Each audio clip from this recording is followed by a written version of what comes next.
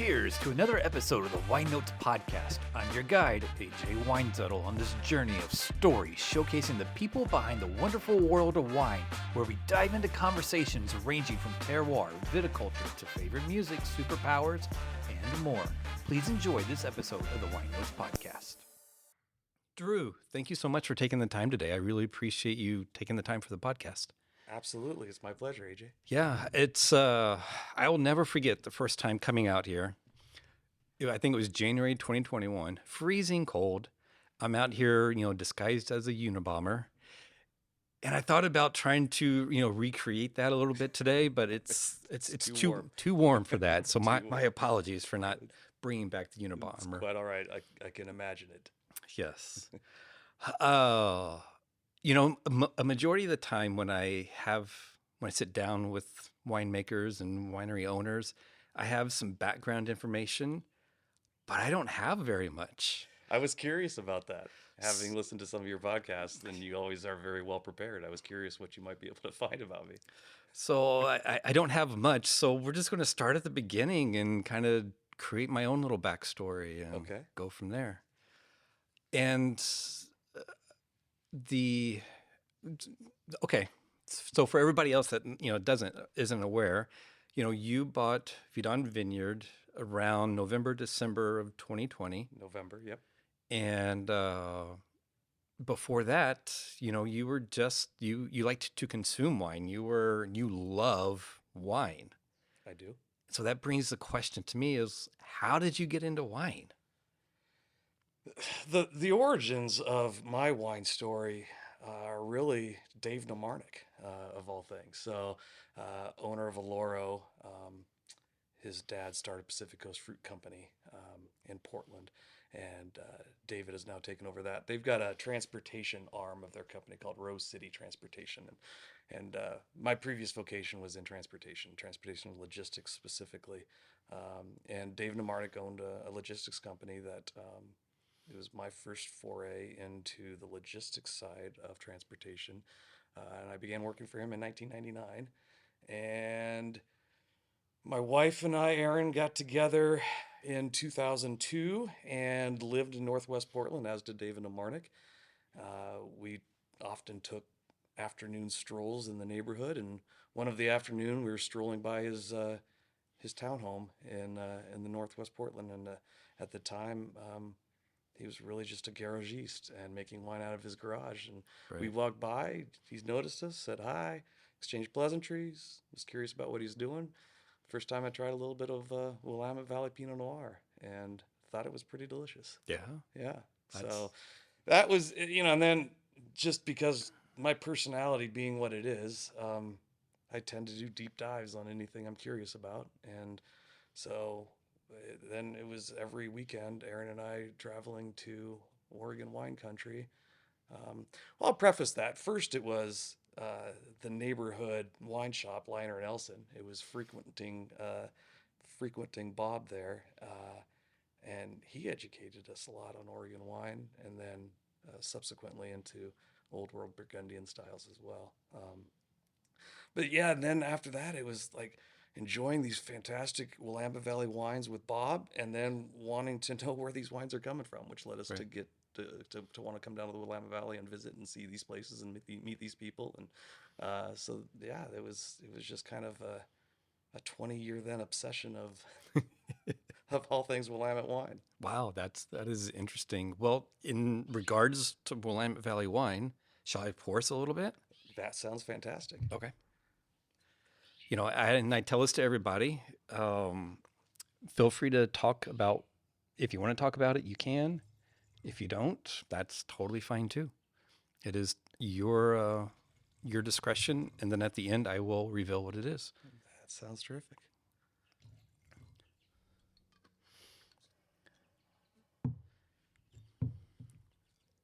I also know from listening to your podcast that you try to pick something that has some kind of relevance with your... I try. It is so hard at times.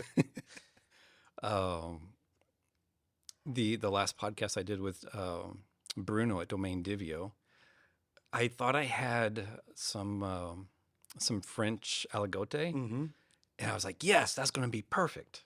And then I went to actually look at it, and it wasn't. And I'm like, ah. So I had to punt on that one.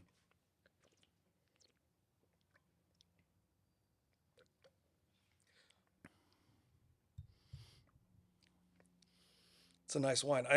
I am hesitant to say a whole lot about what's in the glass. I'll tell you, I'm getting better, but early on after the purchase of Vidon, I incorrectly identified my own wine I had an opportunity to do that at a gathering, Right. and so since I don't blame you. I don't blame you. And that is one I'm real thing hesitant. I will never, ever do Yeah, is embarrass somebody by bringing their own wine, because that's just the wrong thing to do. As we were talking earlier, I am kind of considered the nice guy.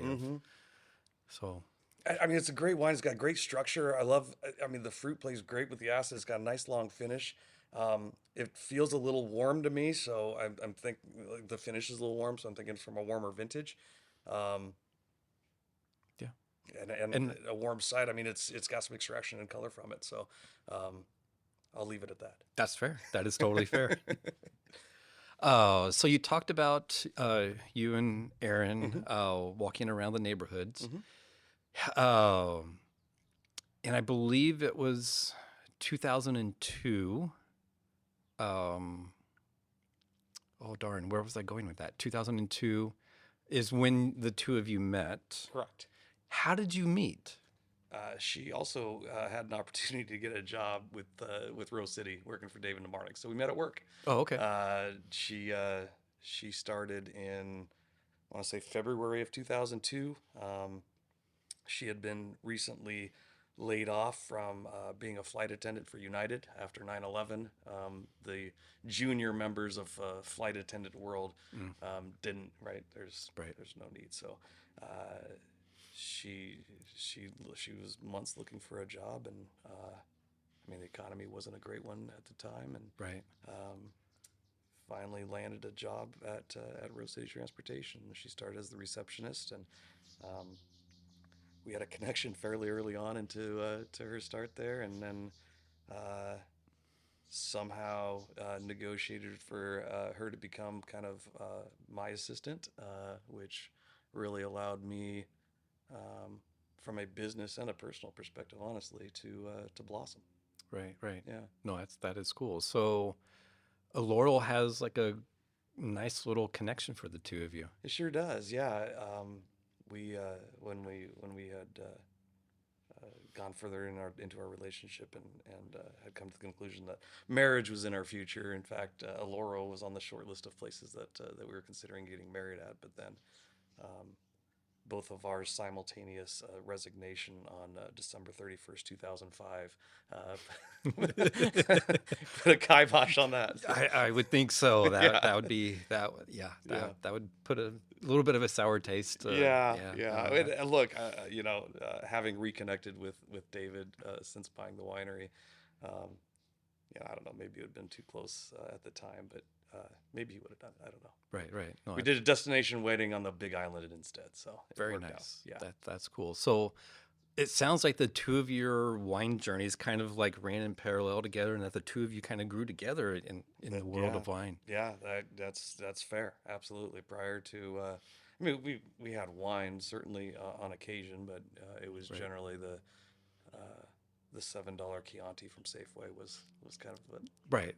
Yeah. I mean, everybody kind of goes there. Yeah. The when you would come out into Oregon wine country, was there like some solid wineries that you all were like, yeah, we gotta. These are our places. Yeah, I always really enjoyed going to J.K. Carrier. This was back when they were in the old barn where Wolves and People is now, and I never forget the first time meeting Jim Prosser and just kind of blown away with the conversation. He's just such a smart guy, and just you never know what else is going to come out of his mouth at any time, and it's always interesting. Right. So yeah, that early on was fantastic. Certainly a fan of Beau Frere back, in the early 2000s, and getting to know those folks was fantastic. Really old, Annalsheim and Bergstrom and Cameron, John Paul, Thomas, some of those kind of Oh yeah. cult figures as well. Um, yeah, I mean, early on, especially AJ, there wasn't necessarily a wine I didn't like or appreciate, at least. Right. In January 2013, you and Erin, along with Sarah and Nathan Smith, started Send Transportation. And holy cow, it sounded like that was you were working 80 hours a week and just diving in and having, I don't know if it would be considered fun, Oh, it's but terrible. And I say that with a chuckle. It wasn't all terrible, but it was difficult. So Aaron and I had started our own transportation logistics company January 1, 2006, um, and worked it effectively alone for the first few years, and then scaled slightly. We hired. I've got an older and younger brother. We hired both of them into the business. Just wasn't a good fit for either our family relationship and the business. So right. we had to identify another way to both scale and to determine an exit strategy. And that opportunity came for us. We had a place in Central Oregon that we were visiting effectively weekly. And that drive was terrible, leaving Portland area on a Friday afternoon at Mm, 4 o'clock and going to right. Central Oregon. Yes.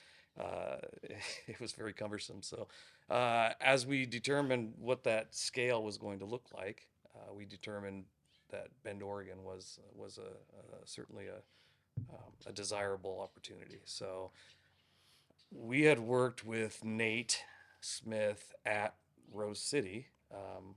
He was working there when I started in 1999. He had since left and partnered with another person to start their own company. Um, when Erin and I were looking again to scale and for an exit strategy, we identified Nate and his wife Sarah as that opportunity. So they were in Vermont at the time. They agreed to move to Bend. At that point, we rebranded the company. Erin and I started in '06 Right. to Send Transportation. It was just all of our first letters of our first name. So Sarah, Erin, Nate, and Dru spell Send. Right. So Oh, okay. That's cool. started that in 2013 with the understanding that Erin and I had a 5-year exit plan, and we initiated that in 4 years by converting to an ESOP, an employee stock option purchase, and then sold the company to our employees in 2017. Nice. Yeah. And then you went into retirement. Yes, at long last, after a 28-year career in transportation that rarely was less than 80-hour weeks. Yeah, Right. went into a retirement that we were ready for. Absolutely. Well, and you've been working since you were 11, right? Yeah, I come from humble beginnings. My Right. dad was a truck driver, and we didn't have a lot. So if you wanted something in my house, you worked for it. Right. Right. So we're roughly about the same age. And I try to envision myself in retirement. And I think I would go absolutely bonkers because I need to be doing something. I need to be chasing some sort of carrot. I need to be uh, just going. And so, if my understanding correctly, at that point when you're in retirement, you were way deep into the rabbit hole of wine Mm-hmm. and having a bunch of social events with Mm-hmm. wine. Why did you decide to buy a winery? Um, yeah, so what we did initially was travel because that was an opportunity a lot for us. Owning our own company and working the hours we did, travel wasn't in the cards. So we did that a lot. And um, one of those travels was one of the first trips we took was on a river cruise on the Danube. Um, And we met 3 couples from Newburgh, Oregon on this river cruise. And knowing wine country, and if you live in Newburgh, you've got in some capacity some attachment to wine. Of course, yes. And so there's that natural connection. And it was Nick and Sheila from Anamkara were on the boat. Dennis and Heather Lewis. Dennis owns Lewis Audio and Visual in downtown Newburgh. And then Doug and Kathy Kafal, who they had a transportation logistics company of all things, were the 3 couples. And this was our first, it was kind of a chance meeting. And I had mentioned one night that a dream of mine had always been to, at some level, be involved with a vineyard or winery. Right. But it was casual conversation, and I had forgotten it. We said our goodbyes at the end of the cruise. Thought nothing more of it. 14 months later, we're in Newburgh picking up some wine for some clubs that we belong to, and stopped in Rosemarino's to have some dinner. And Heather and Dennis Lewis walked in to have dinner as well. We hadn't kept in touch, hadn't seen them, anything. But Dennis had remembered the conversation and asked me if that was something that I was serious about, and I kind of chuckled and said, yeah, I mean, it's been a passion. And he said, well, I've got a buddy that's selling a winery. If you have any interest, I'll see if he can show it to you tomorrow. And Erin and I had nothing going on that next morning. I said, yeah, we got a couple hours. We'll check it out. Right. So we came up here to Vidon. We met Dawn. We met Vicky. Saw the place, saw the site, tasted the wine. It's a kick the tire kind of thing, but right afterwards we had planned to go to Moab on a little vacation, a little road trip, and figured, well, we'll talk about it over this road trip and see if it's something, we'll noodle on it, see if it's something we want to do. And right. I want to say it was 5 or 6 days later, I get a text from Don, and he says, look, I'm not trying to pressure you, but I've got 3 other offers. I'm 90 years old. I'm going to do something. Right. I really want you and Erin to be the people, but you need to make a decision. Ouch. And so it was, Don, give me 2 days. Let me give me some time. Right. He's like, okay, I'll give you 2 days. And it was a lot of soul searching for Erin and I as to when we had retired, we were of the age that I think we recognized that if there was an opportunity that presented itself to us, we wouldn't be closed-minded to it. Right. But we were also not necessarily going to seek anything out. We had spent a lot of energy and blood, sweat, and tears into our previous endeavors, and we're quite enjoying retirement, frankly. I can imagine. Pre-COVID, that is. And then, this was kind of, ultimately, it came down to us looking at each other, and it's like, would we be upset if we missed out on this opportunity? And the answer we both gave simultaneously is like, yes, we would be upset. So right. That was all we needed. And there's the serendipity about it too. Like it was kind of random that we would, of all places, meet 3 couples from Newburgh, Oregon on the other side of the world, and randomly meet one of them again 14 months later. And right. So yeah, we said, and then finally we said, look, we don't even know if we can get the finances put together within the time frame that Don wants. So the final determinant was going to be, can we get financing put together in the, I think, 3-week timeline. Now, mind you, we had not contacted a realtor, we had not contacted a lawyer, we had not contacted a financial advisor. Like this, right. like so many things, so many things. We had not done due diligence on the vineyard. We had like all of the things, and it's like, okay, well, if we can get it. So yeah, it was just a mad rush of identifying smart people to help us see if this potential decision was a wise one. And right. We reached out to some of the contacts that we had formulated over our years of coming to the Valley. Many of them said don't do it. They did a terrible job at convincing me, however. I often blame David Adelsheim and Eugenia Keegan for that. They the two of them via Zoom were pretty adamant about they said about us not buying, and it wasn't anything to do with Erin and I in particular individually or our ability to execute on it, but it was just the kind of their blanket answer to anybody who had asked the question. Right. And it wasn't because they don't love it, they don't cherish it, and it's not a fantastic opportunity, but it's not for everybody. It's a lifestyle, it's a passion, and if you don't have it, it can be pretty discouraging. I can totally understand that. So Oh, my apologies for the rambling. oh no, you're totally no apologies. So your retirement, I'm just curious, how long did you get to retire for?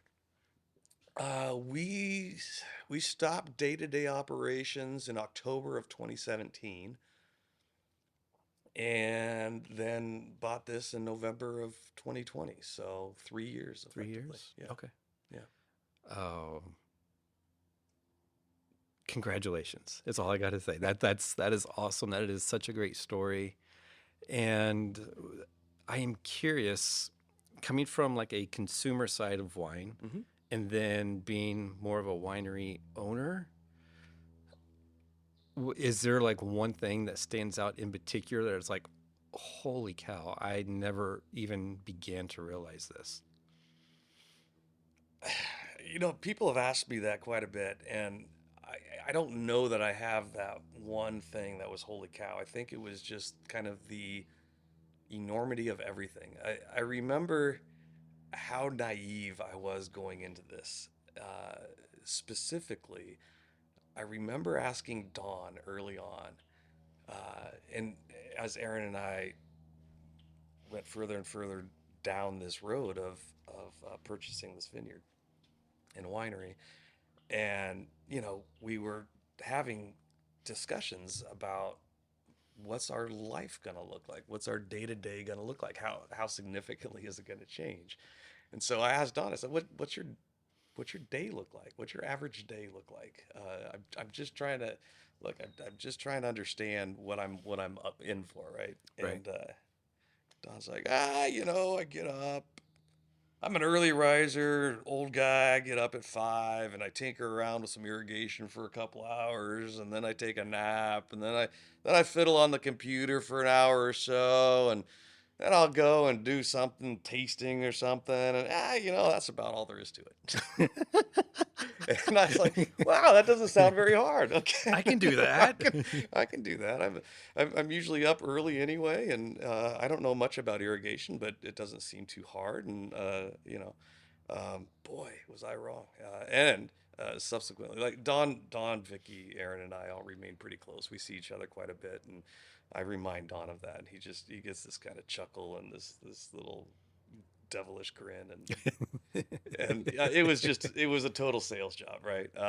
But he was smitten with Erin and I, and wanted us to take over for him. So there's a lot of things like that, actually, that retrospectively I've had conversations with Don for different things, and Right. he just gives that knowing smile. But yeah, just the enormity of it all. It's all takes a lot of time. It takes a lot of thought. It takes a lot of planning. And then especially not coming from it. Right. The learning curve was significant on all of the things. And Erin's approach to business and life and what we do is very hands-on. She also has worked extremely hard for all her life, and so that's all we've known is hard work. And wanting to know the entirety of the process. So we just did the deep dive, and we try to take over as much as we can, or if not take over, at least be involved in. So, yeah, I mean, it's just the enormity of everything and the significant learning curve. But it was also the best part. Like I said, I'm not complaining about any of it because it was also all fascinating. I can only imagine. Yes. And there's never a dull moment, never a dull day, and it continues to be that. Look, we both say regularly, not even scratched the surface of knowing what we don't know. Well, I mean, that's the world of wine in general. Yeah. Yeah, I can only imagine. Are you all trying to set towards a schedule where you're not working 80 hours a week? No, And no, quite the opposite, actually. We continue to identify areas that we want to become more involved with, just to, in an effort to grow our knowledge base, right, in an effort to, uh, with our team, help make informed decisions as to what is best for the wine, for our community, and for each other. That's the three elements that it's kind of our litmus test of every decision we make. Is it going to help one or all three of these things? And without having any kind of building block of knowledge, you know, it's hard to it's hard to have a role in that decision, and we like to be involved. So yeah, we keep figuring out ways to get further involved. And, maybe it's short term, maybe it's longer term, maybe at some point, Erin and I identify the the parts of it that really resonate with us. I think everything is still so new and so interesting and so just fantastic that we've not. I'll speak for myself personally. I've not identified anything that I like more than the other. I love it all. right. So we'll see how that goes. No, that are and so I am sure that some of your wine friends or whatever, I'm sure they're like, you bought a winery, and they're probably either pretty envious or like or they think you're crazy, or many thoughts. I'm sure. Yeah, it's a combination of both of those things. They are envious until I show them the balance sheet, and then they think I'm crazy. And But they're also incredibly supportive. So there's a couple of particular couples that part of our wine nerd group that would get together and throughout the world, frankly, and we'd all bring suitcases of wine, and it was indulgence to the nth degree. But um, they they have worked both of our first harvests with us. Yeah, doing all the grunt work. That there's no pretense. There's no. They're cleaning bins. They're Right. doing all the things. So they're incredibly supportive, wanting to see us improve, wanting to see us grow. Gosh, That's amazing. I get notes from them all the time. Sometimes I get a random bottle of wine from Chris of like, they're making this Chardonnay in this style, doing this with some skin contact. Maybe you would want to incorporate that. Give this wine a try. Let me know what you think. It's like, oh my gosh. Too much input. Yeah. Too much input. But it's great, right? Right. It's coming from the right place. It's coming from their heart. Yeah, So, from the heart. yeah, That's the important yeah, thing. exactly. Yeah. And coming around to community a little bit. So the reason that I found Vidon was Tempranillo. Mm-hmm. And so I was on a Tempranillo hunt, and that's how I, ended up coming, to know this property and Don and Vicky, and the impact that you've had on the community has been pretty enormous so far, and just keeps growing. And one of the things that you've done is, your fall event, Raise the Temp. Mm-hmm. How did that come about, and whose brainchild was that? That was Taket's brainchild. So Taket Bramlett, who we had hired after Stephanie Hoffman had left.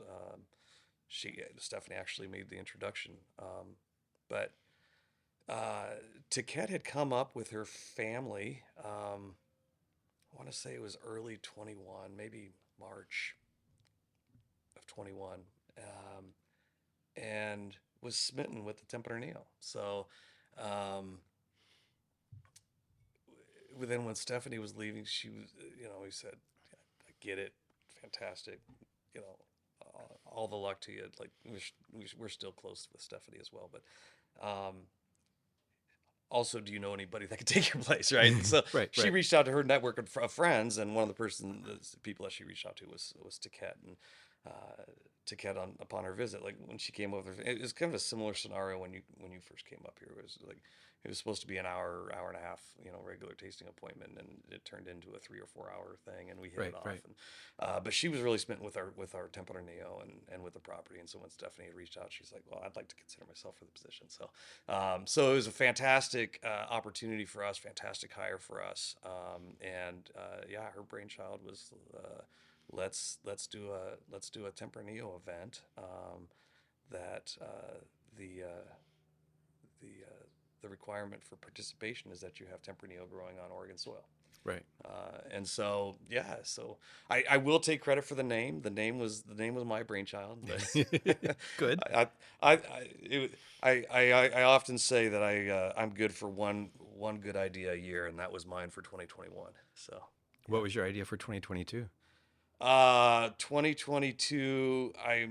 My idea for 2022 was as it pertains to the Dix 95, and what our approach to the winemaking for 2022 vintage Dix 95.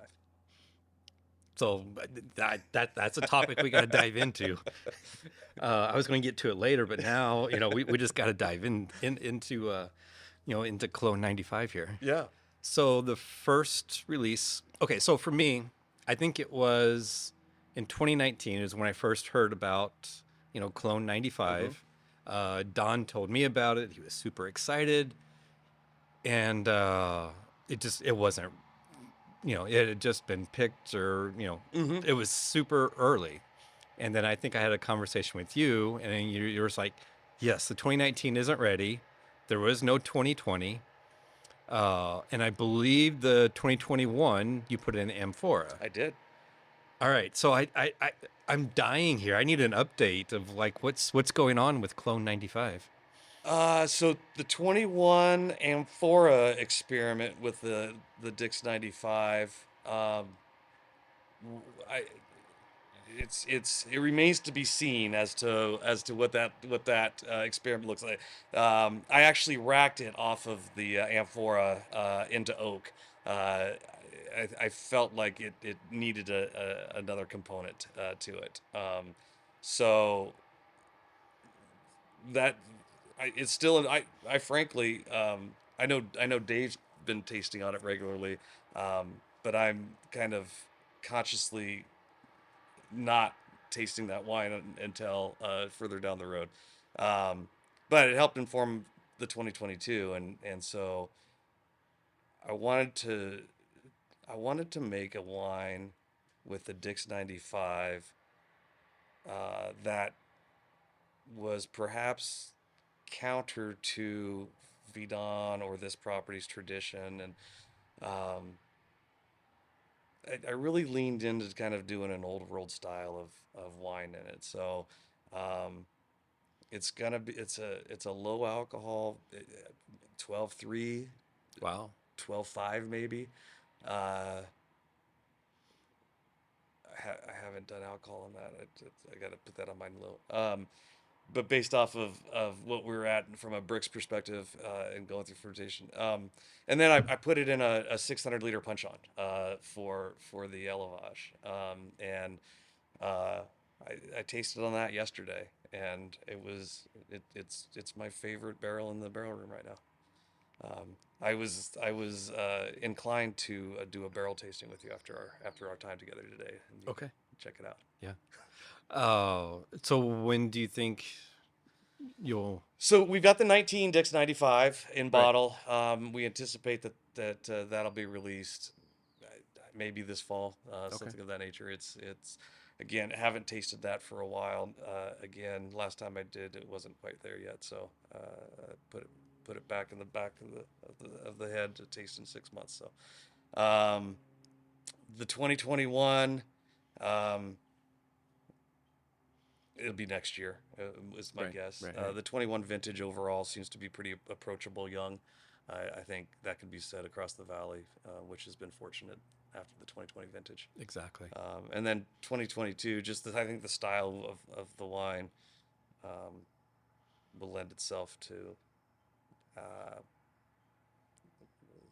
I released maybe around 25, something like that. Would be my guess. No, that's Yeah, cool. but the great thing about our job here is we get to keep tasting through it periodically to make that determination. Yeah, no, and Yeah.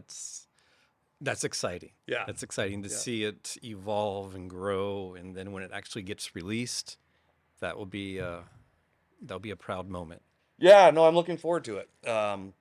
For the Vidon release of it, because it's the only Vidon made one vintage of it. Don made one vintage in 2019 as the only vintage of it, and then it'll be Compris from 21 on. So I'm looking forward to it. It's a fun wine as I keep kind of digging deeper, and like everyone says the same thing, but it takes a while to learn your fruit, to learn your vineyard, Right.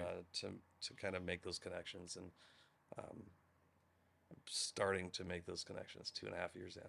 Yeah, no, I can only imagine. Yeah. And I'm sure that that there's so much more to learn. Mm-hmm. Oh yeah. And as I was driving up here, it looked like that there was a bunch of baby vines that are planted. Yeah, so we pulled out our Chardonnay, had red blotch. 21 Chardonnay was a bear to get ripe enough. It kind of hit it hit like 20.5 bricks and just stopped. I think we coaxed 21. We might have hit 22 at the very end there. Right. The majority of the block didn't hit 21. The portion of the block on the west side, we hit 22, and that's what we saved to make a Chardonnay with, and then the rest of the fruit we sold to somebody who could blend it into some maybe riper fruit. Right. But it was a challenge, and then when we had the frost challenge of 2022, it was just like, let's rip the Band-Aid off. There's no way this is going to get ripe with this late of a ripening scenario, and when we've got to start over again with our secondary and tertiaries. And so we ripped it up and replanted in August. 76 and 95, so some more Burgundian clone Chardonnay that we had there previously. Planted a little Wente, just for a blending component that we thought would be fun. And we're confident that we have a warm enough site to ripen Wente. Planted some 352 Chardonnay, got some, I hope, great advice from some people that make some pretty great bubbles, and they say 352 Chardonnay makes the best bubbles. And we started our bubble program in 2021 in Methyl Champenois, and so we're all in. Like I alluded to earlier, when we get a hold of something, we go all in. So Right. did 352 as well, and then planted some Cab Franc as well. Oh, wow. Yeah. So Okay. I know that John Paul up at Cameron's got a little bit of Cab Franc, and I think there might be one others that's got a little bit of Cab Franc, but yeah, I think we could make a fantastic kind of Loire style of Cab Franc. That'll be interesting. Yeah. Yeah. The experimental nature of us. Yes, no, it's fun. And, I was going to start a rumor that you were going to, have some bubbles and some, with some sparkling coming Not out. a but rumor. It's It is not true. a rumor. Oh, Yeah. I got to come up with a better rumor now. Jeez. Yep.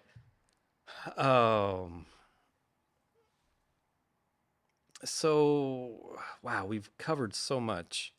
So in your email, that you put out of like, hey, we're the new owners.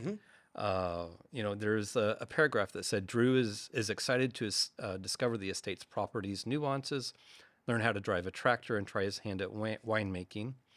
When he isn't discovering new wines, you can find Dru hiking, backpacking, traveling, eating spectacular regional foods, and indulging in a quarantine show or his favorite movie, Tombstone.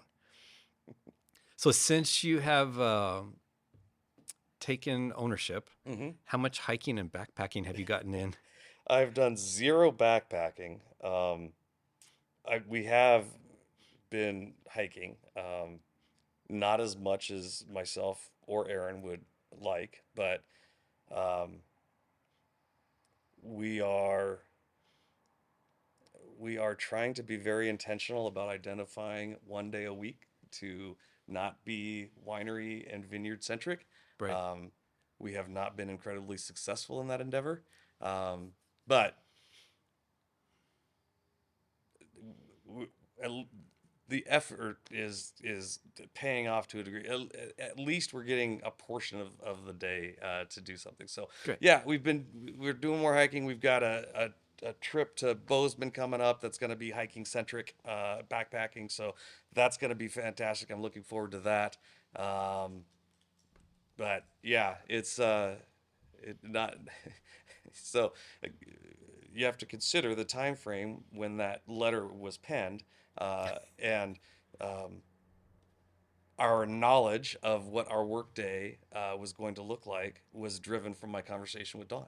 Right. Taking naps in the middle of the morning. Exactly. Exactly. So some of that hasn't come to fruition, but I'm certainly learning the nuances of our vineyard. So that part is true. I wouldn't call myself an expert tractor driver, but I've only had what Dawn and Vicky refers to as tractor blight twice in my tractor driving career, which is So what is tractor blight? it's when you hit a vine or a post or a wire or something of that nature with your tractor. That's Oh, tractor blight. okay. I've done that twice, but considering the amount of hours I've put on that tractor, I feel pretty good about that. Well, good. Well, Yeah. congratulations. And I have to ask, so Breaking Bad, Uh-huh. have you watched Better Call Saul? I haven't. Oh. So I've watched a couple of episodes and I found, and I don't know if it was just I was getting into it, starting it late in the night, or it takes a few episodes to get into it. I don't know, but it just I couldn't get into it. It takes about 6 or 7 Okay. episodes. Okay. And We'll give it another shot. and then after that, Okay. you're done Okay. for. You're done. All right. Yeah. All right. We'll give it another shot. Okay. Since you have taken ownership, is there the Oregon wine community is just huge, and the outreach is always there. Is there a specific story that stands out to you since you've taken ownership that just is near and dear to your heart? There's a lot. Lucas over at J. Christopher that taught me how to drive my tractor in 2021. That stands out, and then his continued just support and friendship. Kelly Kidney next door, it's a winemaker over there at Mad Violet. When it came time to make our pick decision, the pick decision for our first harvest in 2021, and certainly had read enough and studied enough to understand from a chemistry perspective what we were looking for, but always knew that there was more to that than chemistry. And so I shot her a text of with her vineyard being right next door, and she also helps out with Trout Lily there, and said, "Hey, what do you look for in a pick decision?" And expecting a couple sentence reply. Instead, "I'll be there in 5 minutes" was her reply, and we walked the vineyard for the next 3 hours and looking at all the kind of the physiological elements that you look for in making a pick decision. So invaluable there. David and Eugenia have been still, just so gracious with their time and knowledge. I mean, it's got 100 years of winemaking experience between the two of them. That's invaluable. Right. And I mean, I've been surprised. Rollin Solace, when first started thinking about making some bubbles, and again, not having anything but kind of book knowledge and what was available online, but knowing Rollin was but just blindly, and we'd supported Rocco in the past, and just an email, "Hey, would you mind giving me a tutorial?" And Right. came over, and I mean, it's just story. I can't. I mean, everybody. There's been no one that I've ever reached out to, and there's been plenty of people where I reach out and I'm there's no way they're going to respond to me or give me time. Right. Every one of them has. That's beautiful. Yeah. It's absolutely beautiful. Yeah, it is. Yeah. It's we would we would not. I think we're on a fantastic trajectory in a lot of ways from a viticulture, from an enology, from a growing a wine community perspective. But all the praise and thanks and accolades go to smarter people than I to support that. Yeah. Wow. Yeah. Yeah. No, Thank you. I Yeah. appreciate that. Yeah. So I have some rapid fire questions. Okay. I'll get you out of here. All right. Favorite artist to listen to during harvest? Uh, so much of it is dependent upon the mood. So being small like we are, having a 4-member team, we're reliant upon club members and family members and friends to assist us. So being cognizant of the varying demographic that ends up being and what resonates with everybody to keep the mood up. So it's always lively. A lot of times it's classic rock. It's a lot of Springsteen. Um, Inevitably, when we're processing the Tempranillo and it's going through the destemmer, Prince Purple Rain gets played. um, but yeah, just we definitely don't adopt kind of. We had an opportunity when Erin and I first started traveling to go, and we got a winery tour of Louis Jadot by Jacques Lardier, and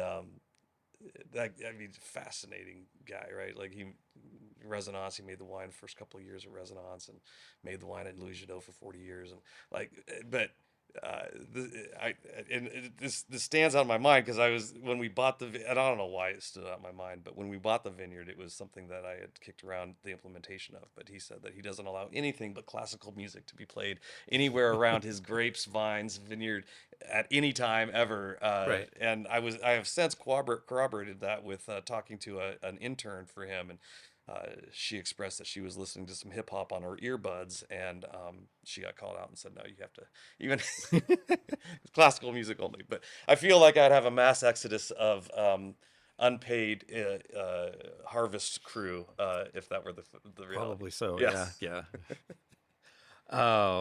Your favorite indulgent food?